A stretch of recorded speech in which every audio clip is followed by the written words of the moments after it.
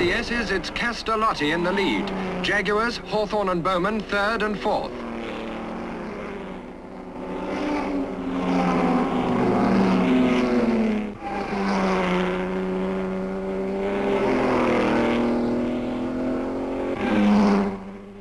Number 19, Fangio, has made a bad start, and so has Tony Rolt.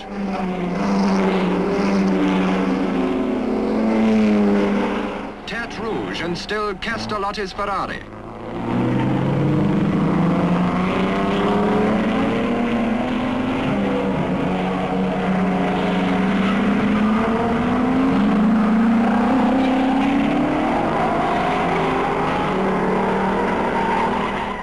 Mulsanne, the end of the 180-mile-an-hour straight, and Castellotti, Hawthorne, Malioli, Bowman, the American Jag, the Belgian Jag.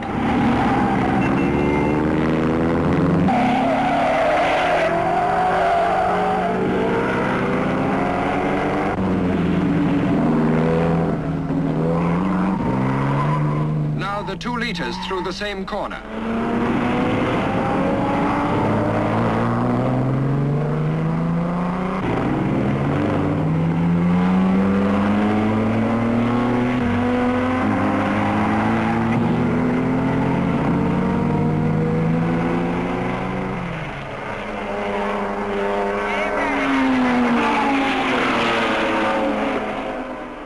Already in 2 laps, the race is faster than it's ever been. Faster than Grand Prix, and this is a Grand Prix of endurance.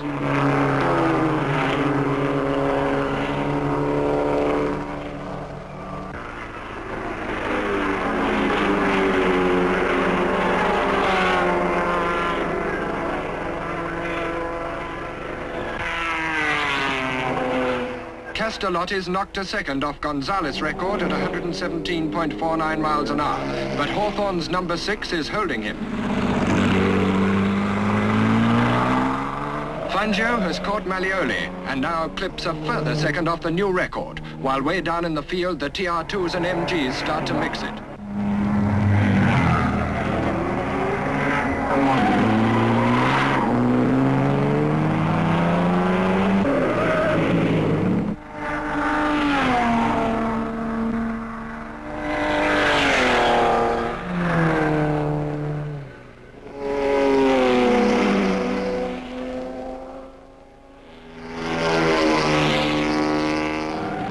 At Tête Rouge, leading to the straight, the field of 58 starters bunches into tight groups as the race falls into pattern.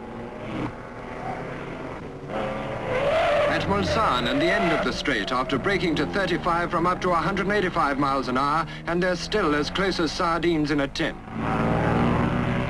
But the little twin-boom Nardi from Italy gets more speed from its 730cc engine than its brakes can hold, finds the escape road and eventually the course.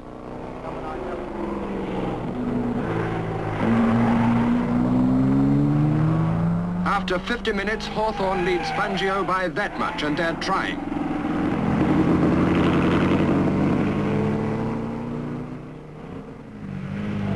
The Mercedes were using their phenomenal aerodynamic brake in reply to the British car's disc brakes, and to good effect. Operated by an hydraulic control at the driver's fingertip, the flaps had the same effect as dive brakes on an aircraft. Meantime, in the pits, the formidable task of lap charting and timekeeping to maintain strategic touch with this fantastic race.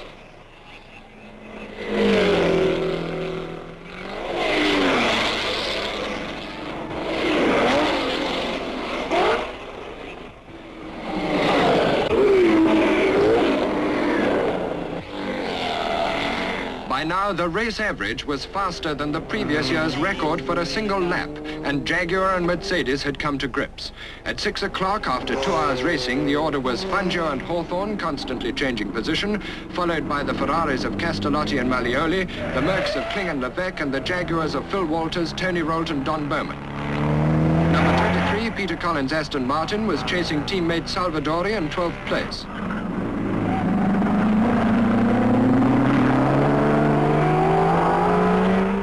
Now Castellotti began to fall back from the leaders, and Trantillon's car, the third Ferrari, was in trouble.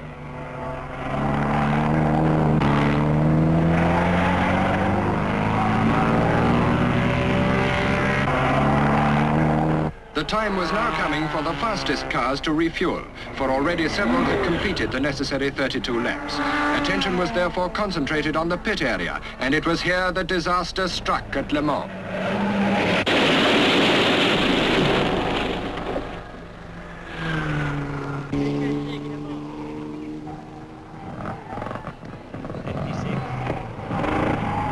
As Pierre Levegh's Mercedes blazed at the roadside, it was impossible to realize that during those 3 stark seconds, so many people had died and were injured in this catastrophe. The race went on, and the Jaguars of Clays and Hawthorne, as well as Kling's Mercedes, were at this time in the pits. Opposite was the shattered wreck of Lance Maklin's Austin Healy, which Levegh's Mercedes struck, and that wreckage had to be moved.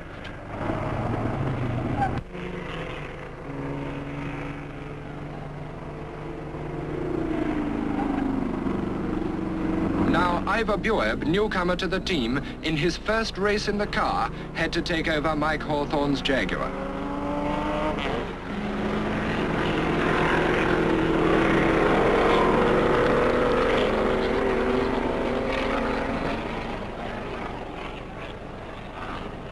Precisely what had happened, no one knew, though many were ready enough to talk. Moss, taking over from Fangio, had the Mercedes in the lead.